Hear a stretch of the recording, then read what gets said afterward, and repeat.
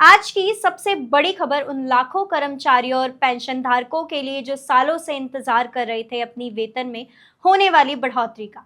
उनका इंतजार अब खत्म होगा क्योंकि सरकार अब 8वें वेतन आयोग के गठन की तैयारी में जुट चुकी है। अब वो समय दूर नहीं रह गया जब आपकी जेब में पैसा ज्यादा होगा।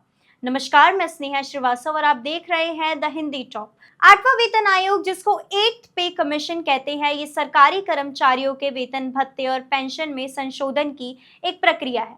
आपकी जानकारी के लिए बता दें, इसका गठन आमतौर पर हर 10 साल में किया जाता है।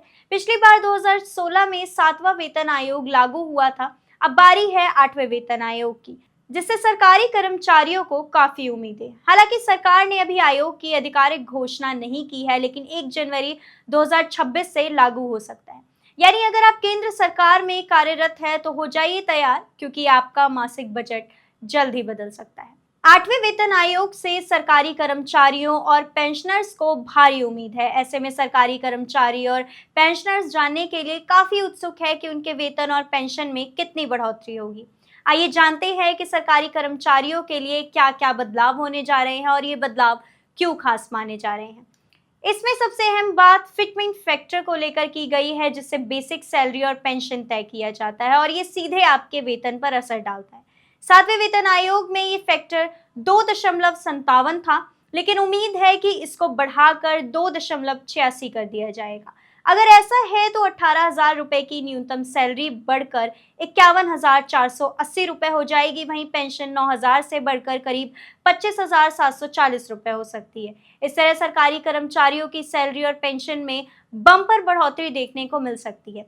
इसके अलावा 8वें वेतन आयोग में अलग अलग लेवल पर मिलेगी सैलरी। आइए इन लेवल्स को समझते हैं।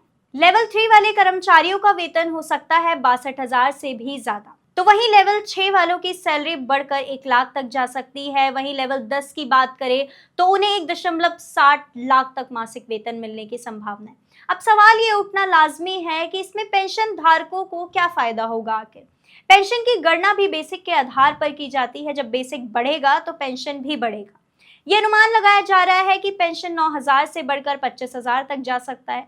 सिर्फ वेतन और पेंशन ही नहीं, एनपीएस यानी नेशनल पेंशन स्कीम का योगदान भी बढ़ेगा। सरकार 14% देती है और कर्मचारी 10%। इसके साथ ही सीजीएचएस यानी केंद्रीय स्वास्थ्य योजना का कटौती स्लैब भी नई सैलरी के हिसाब से अपडेट हो सकता है। इतना कुछ बदलने वाला है तो क्या ये समय पर लागू भी होगा? सबसे बड़ा सवाल यही है। अभी तक आयोग ने टर्म्स ऑफ रेफरेंस यानी टीओआर घोषित नहीं किया है। ऐसे में अगर प्रक्रिया में देरी हुई तो जनवरी 2026 से लागू होना मुश्किल भी हो सकता है। तो कुल मिलाकर बात यह है कि अगर 8वां वेतन आयोग तय शेड्यूल पर आया तो करोड़ों कर्मचारियों और पेंशन धारकों के लिए 2026 खुशखबरी लेकर आएगा। लेकिन फिलहाल सबकी निगाहें सरकार की घोषणा और टीओआर पर टिकी हुई है।